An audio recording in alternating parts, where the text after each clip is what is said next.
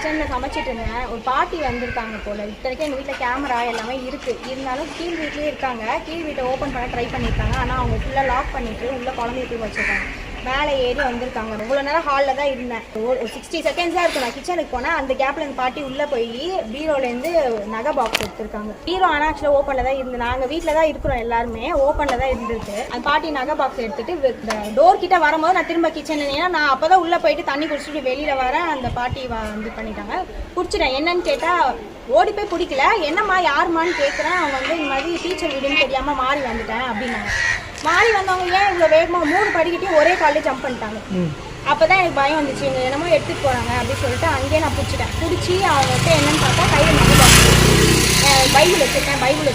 நகை பாக்ஸ் வந்து நான் எடுத்துட்டேன். அப்புறம் பார்த்தா கையில் வச்சுருந்தாங்க. நகை பாக்ஸ் கையில் கவரோட போட்டு வச்சுருக்காங்க. ஆனால் அவங்க நகை எடுத்து போனது தான், நகை தான் எடுத்துகிட்டு போனாங்கன்னு தெரியல.